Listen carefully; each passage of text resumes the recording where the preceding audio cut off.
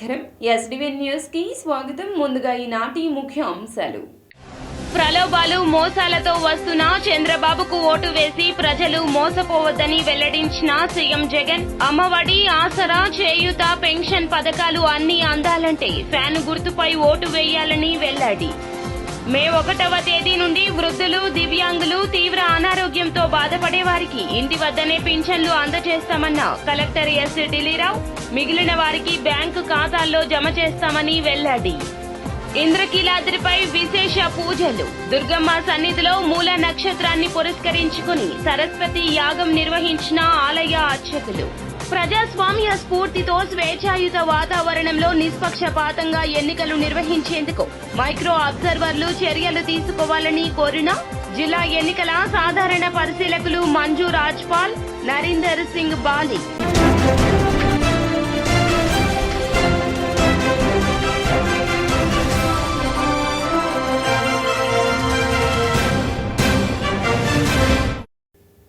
ఇక డీటెయిల్స్ చూస్తే, చంద్రబాబుకు ఓటు వేసి ప్రజలు ఎవరూ మోసపోవద్దని సీఎం జగన్ ప్రజలకు పిలుపునిచ్చారు.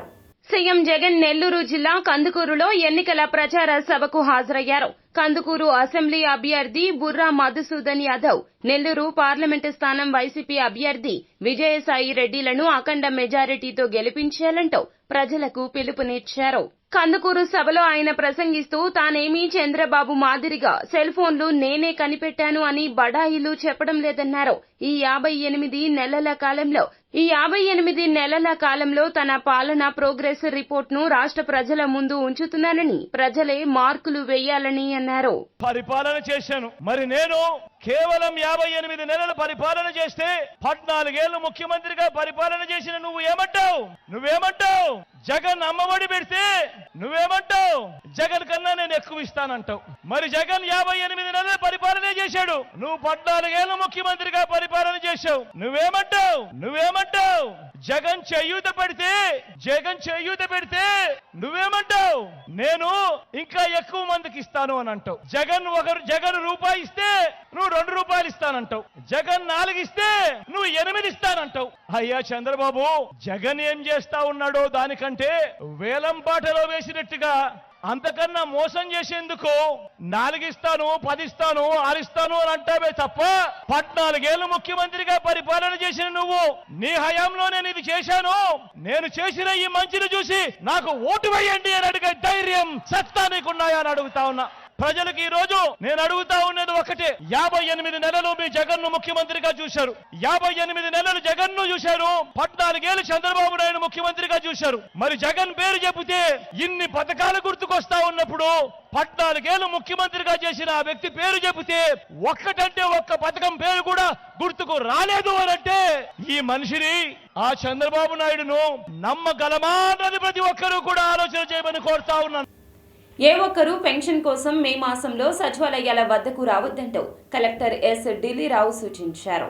పింఛన్లు పంపిణీలో తీసుకోవాల్సిన చర్యలపై collector S Dilli Rao DRDA PD Srinivasa Rao, గ్రామ వార్డు సచివాలయ జిల్లా అధికారి కె అనురాధతో కలిసి క్యాంపు కార్యాలయంలో మీడియా సమావేశం నిర్వహించారు. ఈ సమావేశంలో కలెక్టర్ ఢిల్లీరావు మాట్లాడుతూ, జిల్లాలో 2.36 లక్షల మందికి పింఛన్లు పంపిణీ చేయాలన్నారు. మే 1వ తేదీ నుండి డోర్ టు డోర్ డీబీటీ విధానాల్లో పింఛన్లు పంపిణీ చేయాలని ప్రభుత్వం నిర్ణయించిందన్నారు. ఎన్నికల ప్రవర్తన నియమావళికి లోబడి పింఛన్లు పంపిణీ చేసేందుకు చర్యలు తీసుకున్నామని పేర్కొన్నారు. సైనిక్ వెల్ఫేర్ కి సంబంధించిన విడోస్ ఉంటారు. ఆ లిస్ట్ వాళ్ళందరికీ కూడా డోర్ టు డోర్ అనేటువంటిది మనం ఇచ్చాం. సో ఆ లిస్ట్ ఇప్పుడు ఏం చేస్తారంటే సిస్టంలోనే వస్తుంది. వాళ్ళందరికీ కూడా 30వ తారీఖున అమౌంట్ అనేది డ్రా చేసుకొని 1వ తారీఖున టీమ్స్ ద్వారా వాళ్ళ ఇంటింటికి అనేటువంటిది వెళ్ళి డిస్ట్రిబ్యూషన్ జరుగుతుంది. మిగిలినటువంటి వాళ్ళు పెన్షనర్స్ వాళ్ళందరికీ కూడా డీబీటీ ఎవరెవరికైతే బ్యాంక్ అకౌంట్ అనేది ఎన్పిసిఐ మ్యాపింగ్ అయినటువంటి డేటా ఉంటుందో వాళ్ళందరికీ కూడా 1వ తారీఖు ఉదయం 8:30 నుండి 10:30 మధ్యలో ఆ డేటాను తీసుకొని దాని అంతటికీ కూడా డీబీటీ మోడ్లో ట్రాన్స్ఫర్ అనేటువంటి చేయడం జరుగుతుంది.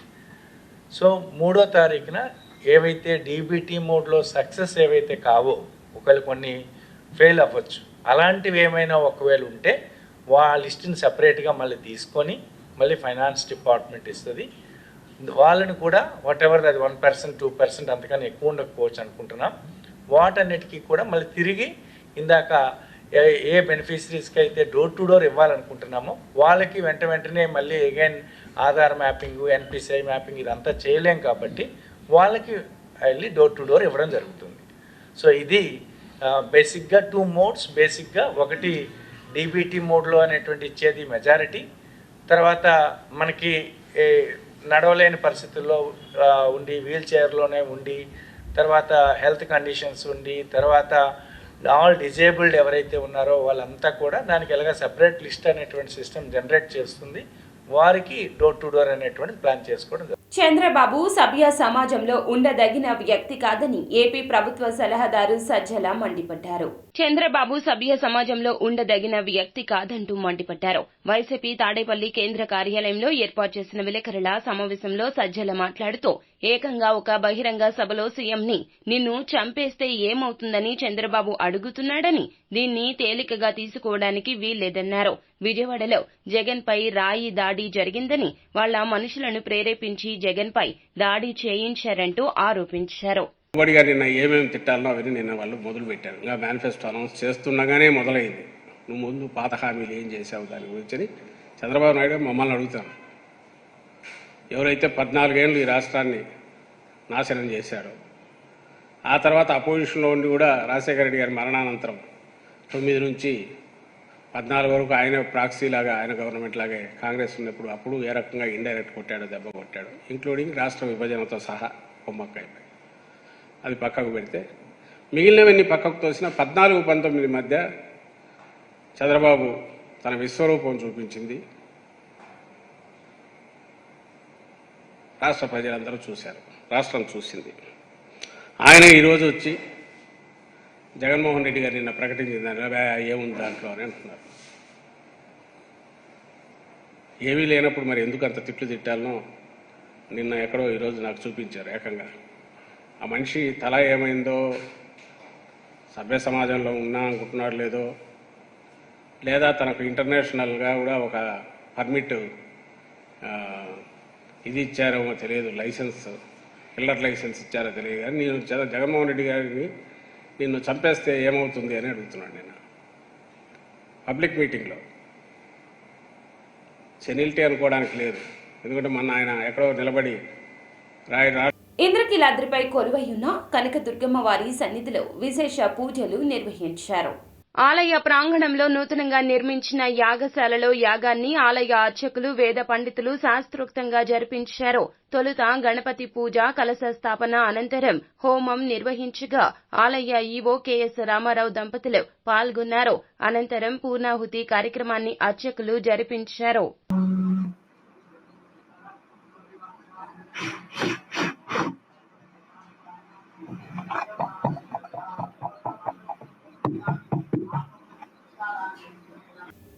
విజయవాడ తుమ్మలపల్లి వారి క్షేత్రయ్య కళాక్షేత్రంలో ఎన్టీఆర్ జిల్లా ఎన్నికల అధికారి కలెక్టర్ ఎస్ ఢిల్లీరావు ఆధ్వర్యంలో మైక్రో అబ్జర్వర్ల శిక్షణ కార్యక్రమం జరిగింది. విజయవాడ తుమ్మలపల్లి కళాక్షేత్రంలో ఎన్టీఆర్ జిల్లా ఎన్నికల అధికారి కలెక్టర్ ఎస్ ఢిల్లీరావు ఆధ్వర్యంలో నిర్వహించిన మైక్రో అబ్జర్వర్ల శిక్షణ కార్యక్రమంలో వారు పాల్గొని పలు సూచనలు చేశారు. ఈసీఐ మార్గదర్శకాలకు అనుగుణంగా విధులపై స్పష్టమైన అవగాహన పెంపొందించుకుని పోలింగ్ ప్రక్రియ సాఫీగా జరిగేందుకు కృషి చేయాలన్నారు. ప్రతి అంశంపై ప్రత్యేక దృష్టి సారించాలన్నారు. ప్రజాస్వామ్య స్ఫూర్తితో స్వేచ్ఛాయుత వాతావరణంలో నిష్పక్షపాతంగా ఎన్నికలు నిర్వహించేందుకు మైక్రో అబ్జర్వర్లు చర్యలు తీసుకోవాలని కోరారు. ఈవెంట్స్ మీద హ్యాండ్స్ ఆన్ ఎక్స్పీరియన్స్ పొంది మీరు ఇక్కడి నుంచి వెళ్లవలసిందిగా మరొకసారి విజ్ఞప్తి చేస్తున్నాం. Thank you. గుప్తా సెంటర్ కళ్యాణ మండపంలో ఆండాల్ గోష్ఠి ఆధ్వర్యంలో సదస్సు నిర్వహించారు. ఈ కార్యక్రమంలో మహాకూటమి వెస్ట్ నియోజకవర్గ అభ్యర్థి వై సుగుణ చౌదరి మాట్లాడారు. గోష్ఠి సభ్యులకు అవసరమైన మౌలిక సదుపాయాలు కల్పించడానికి సిద్ధంగా ఉన్నట్లు వివరించారు. పాత బస్తీని తీర్చిదిద్దడానికి గోష్ఠి సభ్యులు ఈ ఎన్నికల్లో తనకు సంపూర్ణ సహకారం అందించాలని ఆయన అభ్యర్థించారు. ఆధ్యాత్మిక కేంద్రానికి నిలయమైన పాత బస్తీని మరింత అభివృద్ధి చేసేందుకు అన్ని వర్గాలకు చెందిన ప్రజలు ఈ ఎన్నికల్లో తనకు సంపూర్ణ మద్దతు ప్రకటించాల్సిందిగా విజ్ఞప్తి చేశారు. గోష్ఠి అని పెట్టారు. వాళ్ళందరూ కూడా ఇప్పుడు మార్పు ఎందుకు అనే దాని మీద గోష్ఠి మాట్లాడడం జరిగింది. ఎందుకంటే ఈ అరాచక పాలన అనేది వేరే వాళ్ళు ఇప్పుడు ఒక అభ్యర్థిగా నేను చెప్పక్కర్లా, ఇక్కడ నివసిస్తున్న ప్రతి వ్యక్తికి తెలుసు. ఈ అరాచక పాలన ఏమిటి, లోగడ 5 సంవత్సరాల్లో ఏం చేశారు, ఇక్కడ గెలిచిన ఎమ్మెల్యే గారు ఏం చేయలేదని కూడా తెలుసు. ఈ పశ్చిమ నియోజకవర్గాన్ని అభివృద్ధి చేయడానికి అనేక విధాలుగా చేయవలసిన అవసరం ఉంది. స్వతంత్ర భారతదేశం వచ్చినాక అనేక ప్రజాప్రతినిధులు గత 30 సంవత్సరాల నుంచి కూడా ఏమీ చేసినట్టుగా కనపడలేదు. అసలు మనుషుల జీవితాలు మాత్రం దుర్భర పరిస్థితుల్లో ఉన్నాయి. అవి మార్పు రావాలి అని అంటే ఇక్కడ మార్పు రావాలి, మార్పు కావాలి అంటున్నారు. కాబట్టి నరేంద్ర మోడీ గారు ప్రధానమంత్రి అవ్వాలంటే ఎంపీలు ఎక్కువ కావాలి. కాబట్టి సైకిల్ గుర్తుకు ఓటు వేయండి. చంద్రబాబు నాయుడు గారు ముఖ్యమంత్రి కావాలంటే ఎమ్మెల్యేలు ఎక్కువ కావాలి. కాబట్టి కమలం గుర్తుకు ఓటు వేయమని వాళ్ళందరూ కూడా అభ్యర్థించడం జరిగింది. వాళ్ళందరూ కూడా చాలా పాజిటివ్గా స్పందించారు. వాళ్ళ సమస్యలన్నీ వాళ్ళకి తెలుసు. రేపు పొద్దున ఎన్డీఏ ప్రభుత్వం, ఢిల్లీలో ఎన్డీఏ ప్రభుత్వం. శ్రీమతే రామానుజాయ నమః. ఇక్కడ ఆండాల గోష్ఠి అందరం కలిసి ఇవాళ విష్ణు సహస్రనామం తిరుప్పావై అనే కార్యక్రమాన్ని చేసుకుంటూ మనం గెస్ట్గా సుజనా చౌదరి గారిని ఇన్వైట్ చేశాము. ఇప్పుడు ఏంటంటే నిజంగా చెప్పాలంటే రాజ్యం బాగుండాలంటే రాజు బాగుండాలి. ఆ రాజు గురించి చిన్న మాట, రాములు వారు కృష్ణుడు మనకి ఎన్నో విధాలుగా ఉదాహరణగా ఉన్నారు. అలా ఇప్పుడు రాజ్యాన్ని మనం కోల్పోకూడదంటే ప్రజల చేతుల్లో ఉంది. ఏ గుర్తుకు ఓటేయాలి అనే డౌట్ అందరికీ ఉంటుంది. ఏదైనా రూపాయి ఇస్తే మనం గుర్తేయాలా, ఓటేయాలా? కాదు కదా, మనకి తెలియాలి, మన ఇబ్బందులు మనకి తెలియాలి. కాబట్టి కమలం గుర్తుకు ఓటేస్తే సెంట్రల్, ఇప్పటికీ మన అయోధ్య ఎంతో రామయ్య చక్కగా వేంచేసి ఉన్నారు అయోధ్యలో. అలాంటి కమలం గుర్తు సెంట్రల్లో అలా వస్తే మన స్టేట్ కూడా డెవలప్ అవ్వాలి. కాబట్టి కమలం గుర్తుకి మనం ఓటేసి ప్రజలందరూ సహకరించవలసిందిగా కోరుకుంటున్నాం. జై శ్రీమన్నారాయణ. పశ్చిమ నియోజకవర్గ ప్రజల సమస్యలను తెలుసుకునేందుకు తాను సోమవారం నుండి ప్రచారం చేస్తున్నట్లు ఇండిపెండెంట్ అభ్యర్థి ఇట్టా భవానీ వెల్లడించారు. 47వ డివిజన్లోని తన నివాసం వద్ద ఏర్పాటు చేసిన విలేకరుల సమావేశంలో ఇండిపెండెంట్ అభ్యర్థి ఇట్టా భవానీ మాట్లాడుతూ ఎన్నికల కమిషన్ తనకు సింబల్ ఇస్తుందని, ఈసీ ఇచ్చే సింబల్ ను ప్రజల్లోకి బలంగా తీసుకెళ్తానని, గెలిపే లక్ష్యంగా పనిచేస్తానని పేర్కొన్నారు. ప్రజల సమస్యలను క్షేత్రస్థాయిలో తీసుకెళ్లి ఆ సమస్యల పరిష్కారానికి కృషి చేస్తానన్నారు. అసెంబ్లీలో పశ్చిమ నియోజకవర్గ సమస్యలపై వాణిని గట్టిగా వినిపిస్తానన్నారు. ఈ నెల 22వ తారీఖున నేను పశ్చిమ నియోజకవర్గం 47వ డివిజన్ నుంచి ఎమ్మెల్యే ఇండిపెండెంట్ అభ్యర్థిగా నామినేషన్ వేయడం జరిగింది.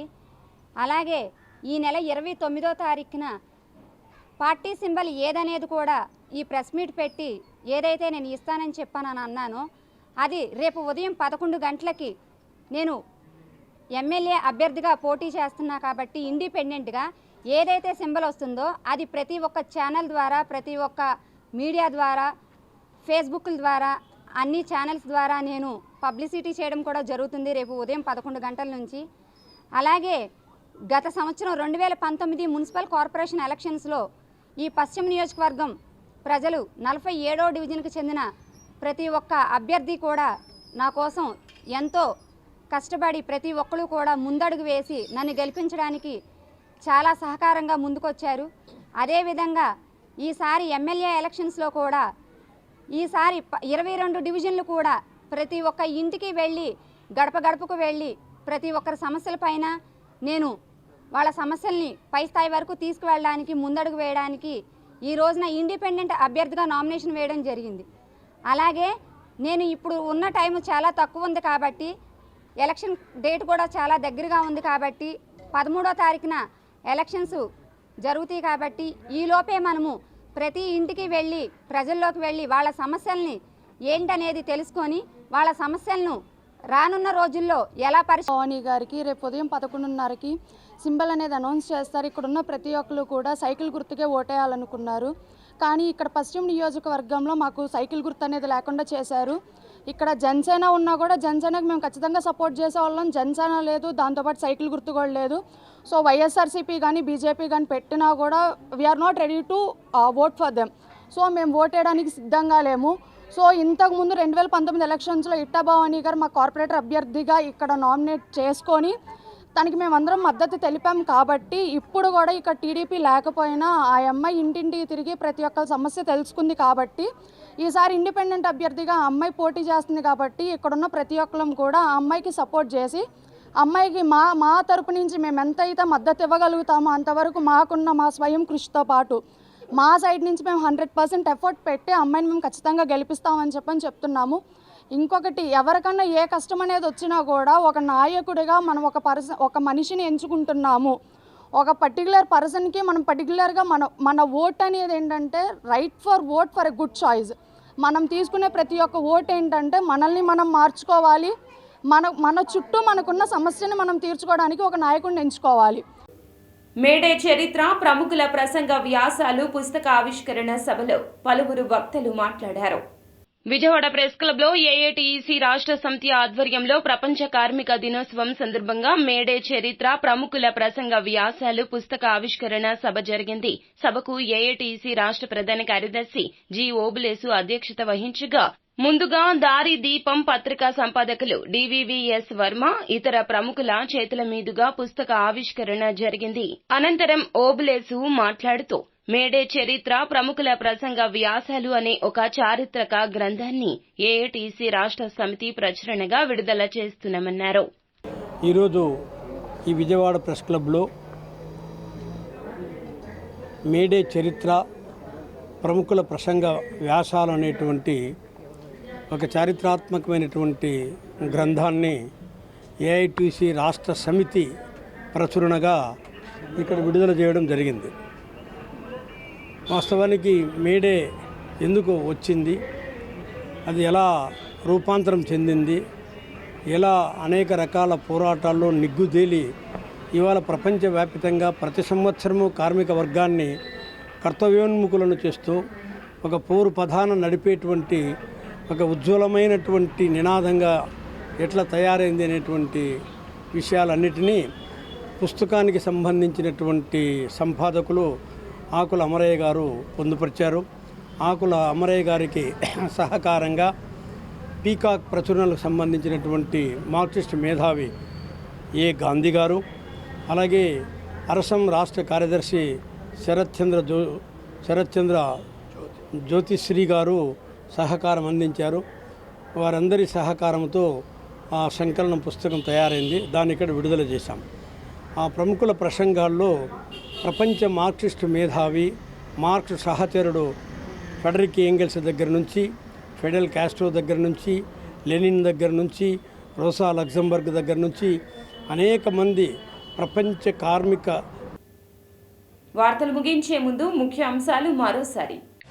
ప్రలోభాలు, మోసాలతో వస్తున్న చంద్రబాబుకు ఓటు వేసి ప్రజలు మోసపోవద్దని వెల్లడించిన సీఎం జగన్. అమ్మఒడి, ఆసరా, చేయూత, పెన్షన్ పథకాలు అన్నీ అందాలంటే ఫ్యాన్ గుర్తుపై ఓటు వేయాలని వెల్లడి. మే 1వ తేదీ నుండి వృద్ధులు, దివ్యాంగులు, తీవ్ర అనారోగ్యంతో బాధపడే వారికి ఇంటి వద్దనే పింఛన్లు అందజేస్తామన్న కలెక్టర్ ఎస్ ఢిల్లీరావు. మిగిలిన వారికి బ్యాంకు ఖాతాల్లో జమ చేస్తామని వెల్లడి. ఇంద్రకీలాద్రిపై విశేష పూజలు. దుర్గమ్మ సన్నిధిలో మూల నక్షత్రాన్ని పురస్కరించుకుని సరస్వతి యాగం నిర్వహించిన ఆలయ అర్చకులు. ప్రజాస్వామ్య స్ఫూర్తితో స్వేచ్ఛాయుత వాతావరణంలో నిష్పక్షపాతంగా ఎన్నికలు నిర్వహించేందుకు మైక్రో అబ్జర్వర్లు చర్యలు తీసుకోవాలని కోరిన జిల్లా ఎన్నికల సాధారణ పరిశీలకులు Manju Rajpal, Narinder Singh Bali. SDV news సమాప్తం. నమస్కారం.